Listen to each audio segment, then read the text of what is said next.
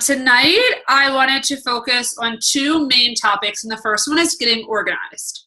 Second one is going to be follow-ups and how to best keep relationships and connections going until the person that you're speaking to is ready to make a difference and make a change. So we'll start with getting organized, and there's a couple different points that I want to hit, and hopefully I'm clear and concise. Feel free to interrupt me, ask questions if I tend to veer off track and confuse you guys. But there's two or three main points that I want to make. And the first one is goal setting. And I talk about this a lot. We talk about weekly goals. We talk about daily goals. We even talk about yearly goals, being that it's the beginning of the year. And really when it comes down to why goals are so important for me personally is that I'm the type of person where if I'm not organized and I don't feel organized, I can get nothing done. I don't know where to start. I get overwhelmed by my to-do list, and I end up wasting time and being super inefficient with my time because I don't have a plan. So when I say goals, when I say weekly goals, daily goals, really in my mind, that's my game plan. When I post my weekly goals and I do the bullet points of, I want to hey girl 20 people, I want to follow up with this many people, I want to do personal development 4 times a week, so on and so forth.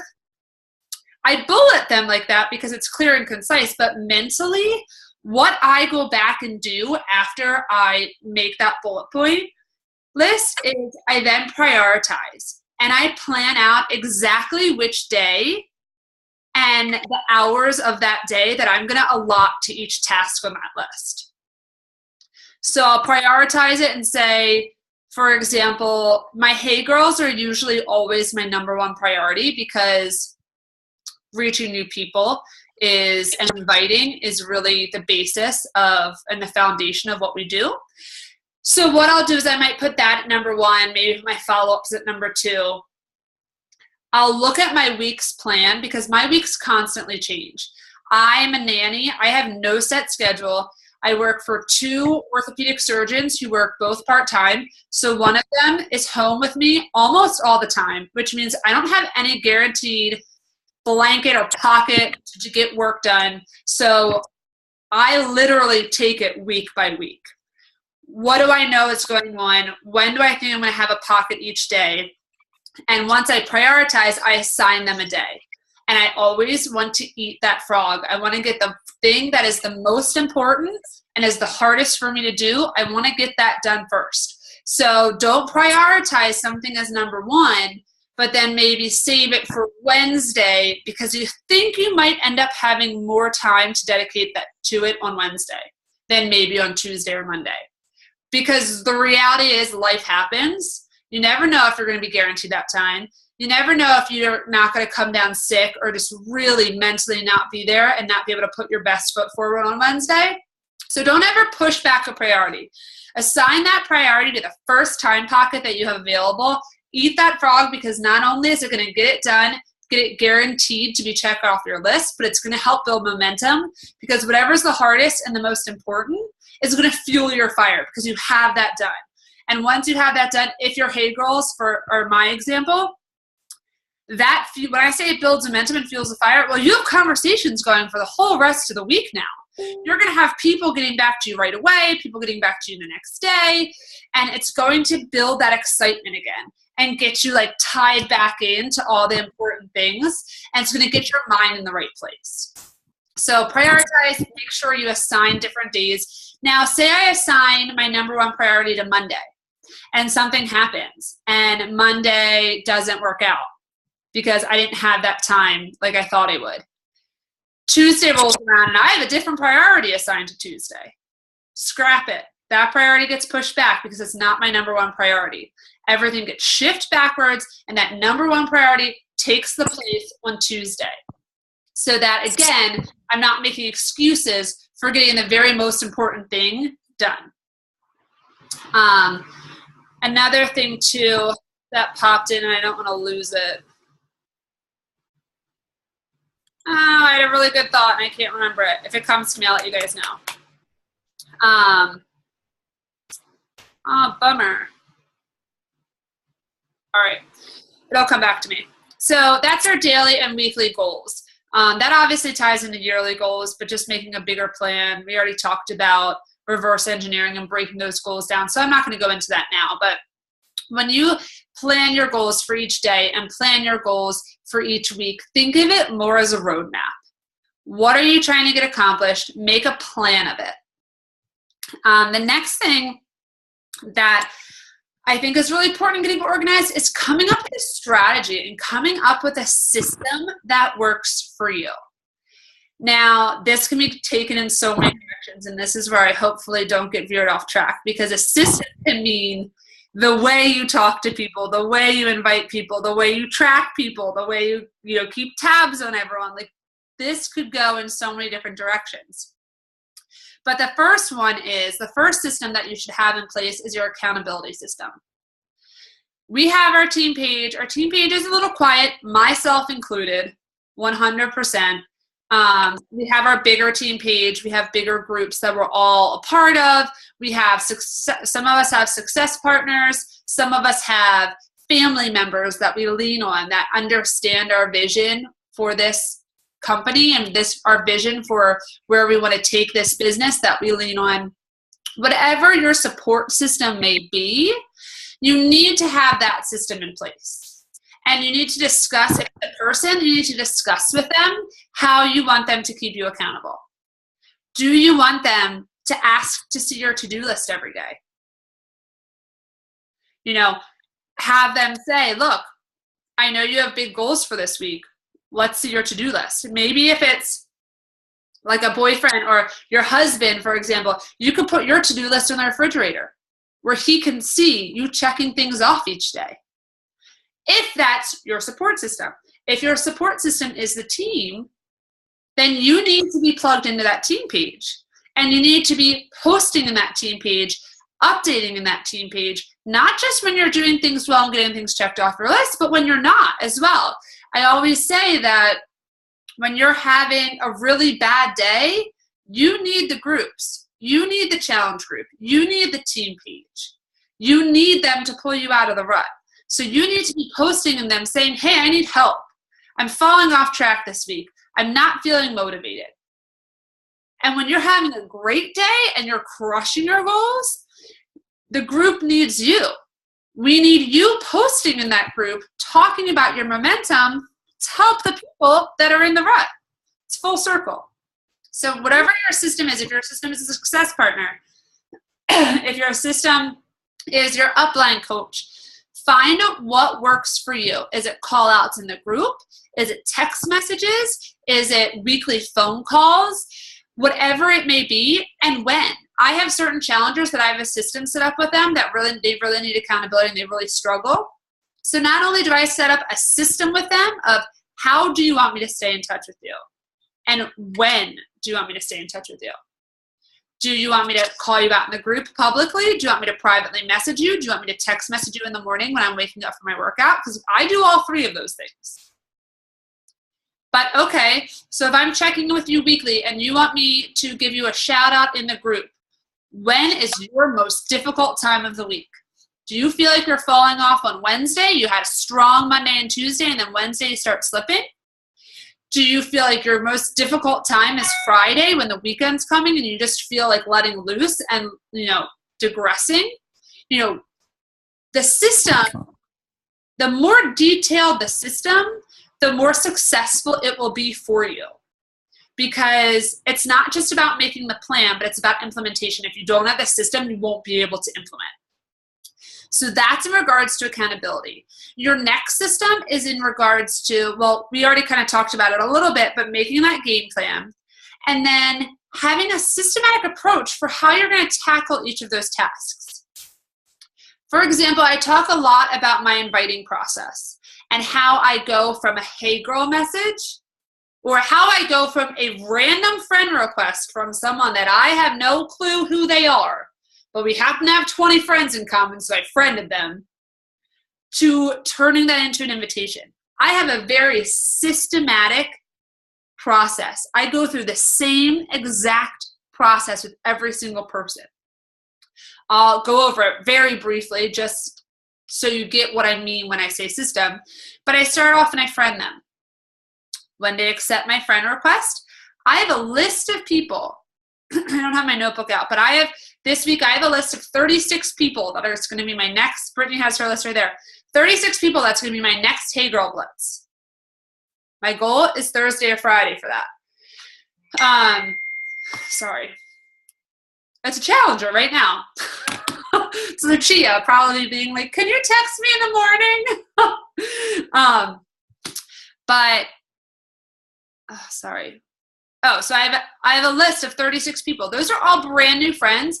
I can promise you, I probably don't actually physically know a single person on that list.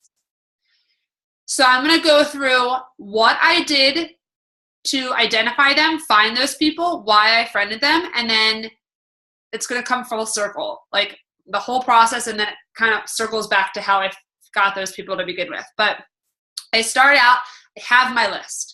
I dedicate when I'm committing my time to this list. I sit down, I shut off all distractions. If I'm on my computer, I shut out every single page, every single internet thing. I turn off my notifications, turn off the sound. If I'm on my phone, I do the same thing. I make sure that I'm somewhat uncomfortable. I don't sit on the couch, because for me, if I sit on the couch, I get tired and I give up too easily. So I sit at my kitchen table, which is not the most comfortable, but I'm dedicated. And I go through that list person by person. I go into the page. The very first thing I do on their page is I scroll through. I like 2 or 3 things, maybe leave a comment. And while I'm looking through, I find something that appeals to me that I want to hey girl them message about. Whether it's, hey, I just saw you got back from a trip to Mexico. I'm hoping to go within the next year. Where did you go? What did you think? Hey, I love your cover photo. It is beautiful. Where was it taken? I saw your professional photos of your little girl's 2nd birthday, and they were stunning. I loved her outfit. Where did you get it? I saw that recipe that you posted for the fruit pizza. I just sent this one for the fruit pizza. Did you end up making it? How did it turn out? Anything and everything. I saw you got a new yoga mat. Where did you get it from? That dress is super cute. I have an event coming up. Do you mind if I ask where you got that from? You can take this in every animal. Your puppy's cute. What kind of dog is he? Brittany, go ahead. So, I've gotten good at the hey girls, like saying random shit, like just like you're saying, like finding something. But then I often get stuck at they respond and like I'm like I don't like know where to go from there. Oh, I took that picture. One girl, I just said something about a cover photo, and she's like, "No, I got that picture off Google." Someone did that to me actually, and I was like, "Oh, interesting enough." And I don't know if I don't think that conversation went anywhere, to be honest. Right? I get stuck. And I'm like, okay, well. But so in that instance, like that's like a legit dead end, because clearly that person doesn't have the interest that you thought they did. Either they didn't travel to that place, or they didn't take that picture themselves, or they didn't visit that beautiful city. So that's a dead end, because that interest that you reached out to them about doesn't exist. That common interest just simply isn't there. But to move forward with that, say you said, hey, I loved that dress that you're wearing in your profile picture. I have a couple events coming up, and it would be perfect for one of them. Do you mind if I ask where you got it? Say they respond, Marshalls, period. Nothing more. I would then say, oh my God, that's awesome. I always forget to go there when it comes to looking for dresses. I'm in there all the time shopping for like trinkets or pillows or decor, but I never have had luck in the clothing section, so I always seem to overthink it or like not think of it. Or say they said Macy's or something where like everyone goes to Macy's when they're looking for a dress. I'd be like, oh, that's awesome. I'll definitely check it out. Something about the cut of that dress or that color of that dress really stands out to me. I'm really hoping that they still have it. When did you buy it? Did you just buy it? Did you buy it a year ago? So say you say, when did you buy it? And they said 2 months ago. Awesome. I'm going to go there this weekend. I'm super stoked. Thank you so much for the suggestion. And then you can leave it at that. That's enough back and forth for you then to maybe reach out to them a day or two later and be like, hey, I'm having a clean eating group. I don't know if this is something that you'd be interested in, but, and this one sentence I've been using a lot, but I'll say something along the lines of, I personally am trying really hard to stay on track with my nutrition, and I know I do best when I have other friends going through this with me to keep me accountable. So do you know, or are you interested, or do you know anyone that might be interested in joining me for a free 5-day clean eating group? Like, I put it on me. Like, I need your help. I'm not helping you. I need your help because I do better with accountability. And I kind of take that pressure off of them needing help. But something as simple as that conversation, it's not the best conversation, obviously. It might be a little awkward, but you're finding ways to continue it. When I talk about trips with people, I've become really good at that. I'll be like, what are some like must-see recommendations? Like, oh my gosh, that's fantastic. Now, do you feel like you went for a long enough time, or do you wish you had stayed longer? What airline did you, like, you can keep that going forever. Do you have any more trips coming up? Like, I love to travel. I'm always adding to my bucket list. I'm in the process of like planning my trips out for the next year. Do you have any more fun trips coming up? And usually that question right there gets them like, oh, well, I don't know. This summer we might go here. But really, we're just going to stay low key and just do more like short beach trips. Like that, those types of conversations get them going. The more questions you ask, so just find a question to ask. If I talk about their dog, oh, your dog's beautiful. What breed is it? That's amazing. Did you rescue or did you go through a breeder? Oh, you rescued? That's amazing. I'm thinking about rescuing. I'm a little worried because my dog's 8 now, or almost 8. I'm a little worried that he might be too old for me to rescue. Like just continue it in any way possible.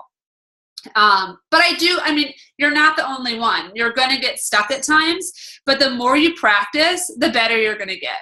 And I can tell that I'm getting better with my hay girls because in my system, when I go through, so wait, let me reverse a little bit. So I go through, I like 2 or 3 things on their page.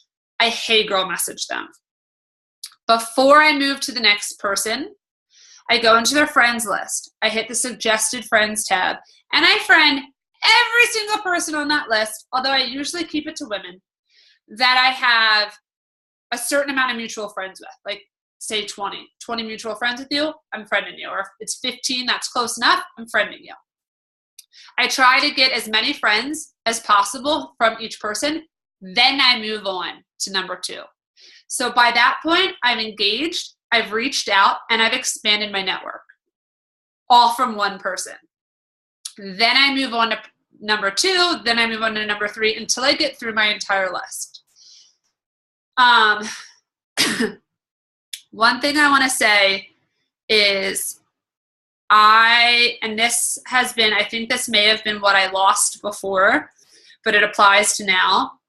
One of the most important parts of my system, well, first off, when I message someone, I put a check next to their name. When they respond, I put a circle next to the check. That circle indicates it's at least some sort of conversation. They have engaged with me in some way, shape, or form. That way, when it's time to invite people to 5-day, if it didn't come naturally already throughout the conversation, which it usually doesn't, I go through, I look at all the circles. Those are the people I send a 5-day message to. If health and fitness comes up naturally in the conversation, my system shifts a little bit. If it comes up naturally and they say, oh, I see you're into health and fitness, that's awesome, whatever, I don't invite them to a 5-day. My very first question is, my response is, I absolutely love it. Being a coach has been great. It's really helped me stay accountable to my goals. Are there any specific health and fitness goals you're working towards? Do you have any new goals for the new year? Are you on a health and fitness journey? when they respond, usually if they're asking me or if they're even mentioning health and fitness, some part of them has a goal. Based off what they say, I usually say a simple 3-sentence thing. That's amazing. I love those goals. I say something about their goals. That might make it a little bit longer because I want to identify and relate.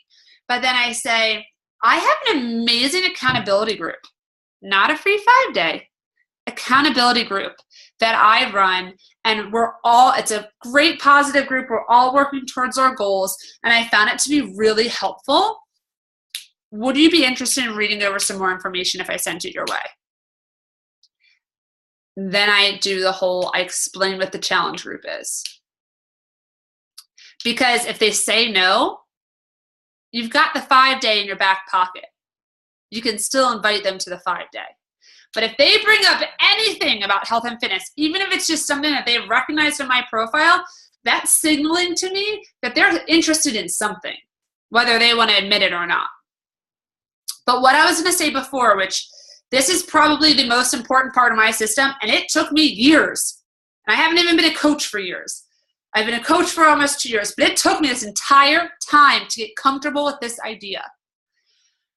When you hey girl message everyone, even if it's 6 a.m. on a Monday, don't respond to them. Even if they message you back within 15 minutes, do not respond. I struggled with this for so long because I was like, oh, I've got someone that's talking to me. Like, this is great. I want to jump on the bandwagon. But A, you responding to them right at that moment is taking time away from reaching out to someone else. A. B, your time is valuable. You made a plan and you committed to this one task at this time frame on this day, and that is your task, and that is it alone. It is to hey girl message, not to continue conversations, but it's to send those messages. If you get distracted, if you're sending out 30 hey girl messages and you have 10 people that respond, there's no way you're getting through those 30 people. And then you're all sorts of confused because you have all different depths of conversations happening at once. So don't do it. Takes away from your time of messaging other people. It's just confusing, but this is so important too. And this is, I think, what I struggled with the most, was that you want to make it known that your time is valuable and that you're not sitting at the computer waiting for their response. I have found that in hindsight, looking back, I have felt like I was drowning as a coach because I was messaging people all day long throughout the entire day. People would respond. I would feel anxious that I had to get back to them, and then I couldn't get back to them right away, and then I was stressed out about it. I was checking my messages 24/7. Next thing you know, I got nothing accomplished throughout the day because I'm just talking to these people, but it's not getting anywhere, and now I'm just like stressed out. So what do I do? When do I message them? Every single day in my to-do list, every single day, one of my to-do items is messages. This isn't sending out new messages. This is responding to messages. So, I mean, it's one thing if you message people early in the morning and then, at 9 o'clock at night, you feel like getting into it and you want to take out your notebook and you want to, mark down who's responded and answer all of them, clear your inbox, go for it. But I do not recommend starting to respond to messages until you're willing to clear that inbox. Because the better you get at hey girling, the more people are going to respond, and you're going to have 17, 18, 19 messages in your inbox. And it'll take an hour to get through them sometimes. And if you're just doing them here, there, it's going to take up your entire day, where you can sit down the next day and dedicate time to bang through them. Not to mention, not everyone gets back to you right away. Some people are going to get back to you right away. Some people are going to get back to you in 2 hours. Some people are going to get back to you in 5 hours. Some people are going to get back to you late at night. Some people the next morning. How much more efficient is it to wait until the bulk of those people respond before you go through and answer everyone. It saves you so much more time. It keeps your stress level down. It is life-changing. So I don't stress. If I message people today and I have 12 messages in my inbox, I don't even open my inbox. I might open it to see if there's anyone dire, like someone that I know is signing up and might have a question like in the process. I don't open those messages. The other messages, I don't open them. And if I do by accident on your phone, you can actually slide from the right to the left and hit a ... and mark it as unread. So when you go back into your messages, you can be like, you didn't forget about it. They didn't fall through the cracks because you accidentally opened it and then forgot about it. Now, I'm sure it still says read to them. I don't know. But at least you know it's bold and you still need to respond. But that was life-changing when it came to organization. And that is probably the most important part of my entire system now. Because I feel like I took back power of my time.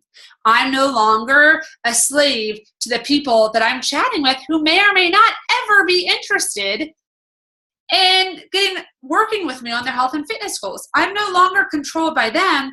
I'm in control of the situation. So I highly recommend implementing that if you haven't already. It took me a little bit to get used to it, but now it's actually kind of refreshing to look at my message and be like, oh, I've got 13 messages. That's all right. I'll get to them tomorrow. I do recommend, though, responding within 48 hours at the latest, because you don't want them to completely lose interest. Then it gets a little bit awkward. If 48 hours does go by and I couldn't get to them, I simply say like, oh, sorry for the delay.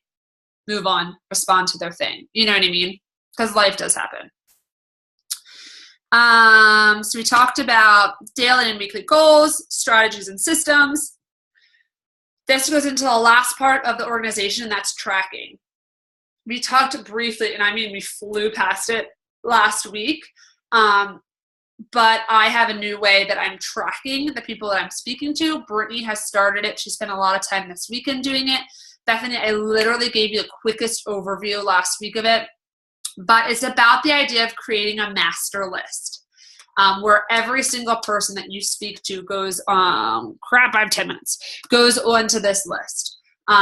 Write their name down, the month, the year. You can do date if you want, but in the long run, a month and a year is going to be sufficient enough. What you guys discussed and where it fell off. If they ghosted, write ghost. If they asked for more information, you sent them information, write that you sent them information, so that a month later, a week later, even 2 weeks later, you can go through and see where you're standing with these people. Go ahead, Britt.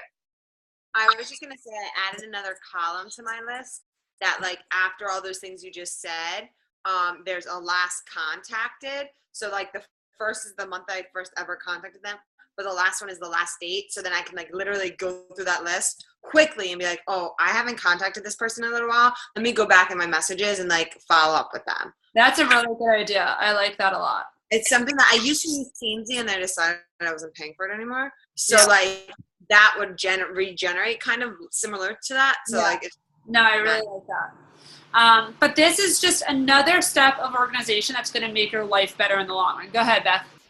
You guys do this on, like, paper or more Excel? So my master list I keep on the Excel. Okay. But I will say that I have lists going on paper and pen. I'm a paper and pen person. I prefer paper and pen. So what I do is I keep my list going for the entire month, and at the end of the month, I sit down and enter all my December people into the list, all my January people into the list. That way I'm not updating it every week or every day, and it's just getting obnoxious, just to keep my master paper list. And then at the end of the month, I put them into my cold list, my master list. And then if need be, some of them will still move over into my handwritten February list for the next month of follow-ups. But then I at least know that they're in the master list at the end of the month. Okay. One thing that I also wanted to touch on was follow-ups. We all have the people that we followed up with like 15 million times. We don't hear from them. When do we give up? When do we keep going? How do we change our language? How do we get through to these people? one thing that I have started literally last week, which I'm already starting to like for multiple reasons. If you follow any top coaches, if you do any of their trainings, or have done like whatever, everyone talks about building an email list, because one day Facebook could disappear, and then how are we going to reach out to any of our clientele? So I started doing this, and I really like it for a couple reasons. When someone asks for more information, I say, absolutely, what's your email? And now I'm starting a brand new master list. That's my master email list. This is people, I will eventually upload all my current customers from the Beachbody Excel in there, like when I have time, which is never going to happen, but it'll happen one day. But I have 2 columns right now, their name and their email. This is so that, A, if Facebook ever disappears, I can still communicate with them. If a new product launches, I can do an email blast. If the health bet comes around, I can email everyone about it. But another thing is, another couple reasons why I really like taking it offline is, A, you can give more information in an email without it being overwhelming than you can in a Facebook message. Because in a Facebook message, where it's the columns this big, you could write 2 paragraphs that looks like it's this long, and people are like, holy shit. Where if you put that in an email, it's like this much.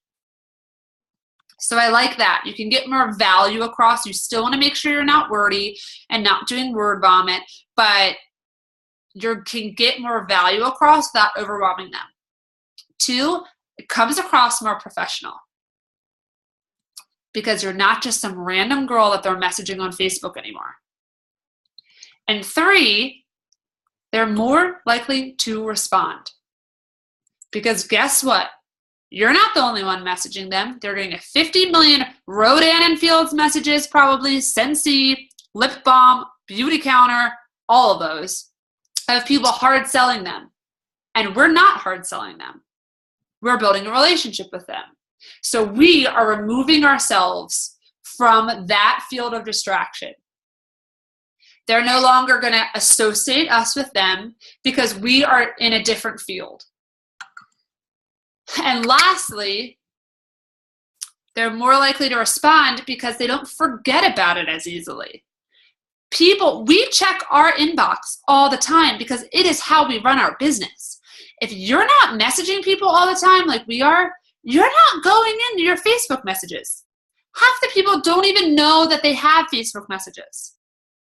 So they might have genuine interest. You might send them information, but if they don't go back in and check it, if they get the little alert on their phone where their child's having a tantrum, they're going to forget about it, and they're not going to see it again until they happen to go into their messages. Lord knows when that'll be. In their email, it's professional, and it stays there. Everyone goes in their email every day. And it gets you their email to put on your email list. So that when you do want to do an email blast about a brand new program coming out, or you do want to do some sort of outreach, promotional outreach, which I don't recommend doing often, but if you do want to do it, you have the people that can reach out to, and it's not spam because they volunteered it to you. So I highly recommend that. It makes it a little bit easier to follow up with as well. So you can follow up through email. You shoot them another email. Now, okay, so one thing about email is that if you're going to start emailing them, don't be going back and forth between Messenger and email.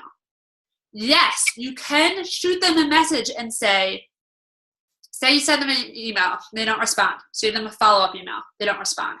Yes, you can go into Messenger and just say, hey, I just want to make sure my email is working properly. Did you get my last email? That's fine. But don't be sharing information here and sharing information here where it's not all collected and together in one stream so that it's confusing. But it gives you those 2 outlets for following up. Just, hey, did you get my email? Not quite sure. And perfect example, this girl gave me her email, said she wanted to sign up for the All Access Pass. 2 weeks go by. She hasn't signed up for it. I sent her like 15 follow-up messages. She never fucking responded, excuse my language, to the messages. But you asked me to put your order in. So I emailed her. I remembered, like, hello, she gave me her email for me to enter it into Beachbody Mobile. So I shot her an email and just said, hey, not really sure if my messenger's acting up on Facebook. So I wanted to reach out to you here. Make sure that you saw that I entered your order information, because sometimes it doesn't always sync and go through. And I didn't want your order to get lost. Easiest follow-up ever. Did she put the order in? Well, she finally messaged me back. So, this girl in particular, a mess. It gets bounced back to me. She gave me the wrong email. So I'm like, oh my God. So then I never do this. Some coaches say it's totally okay, but I never do it. I wrote on her wall and I was like, hey, I'm really not trying to ignore you, but I think I have your wrong email address. Check your messages. She checked them like another week later and was like, oh, I left out the 8. And like sent me her new email address. So like, who knows if she will, but like, good Lord. Another reason why Messenger is just it's not professional. It's not, people aren't cued in on that. Unless you are doing a business like us, it's just not cohesive. I have less than a minute. And I don't know when that popped up. So we could shut down at any time. Think about follow-up questions that you might have. Post them in the group, and we can do our next call about follow-ups as well, talking more about wording, when to follow up, cover everything that we didn't cover in this call. And of course, if you have questions about the master list systems, any of that as well, just comment. I'm going to upload this into the group, comment below, and that will be our feature topic for next week. And if there's anything pressing, of course, let me know, and I'll make a video or reach out to you outside of the team page. All right, everyone? Thanks for calling in, guys. Systems. So fun, right? All right. Bye, guys. Yeah.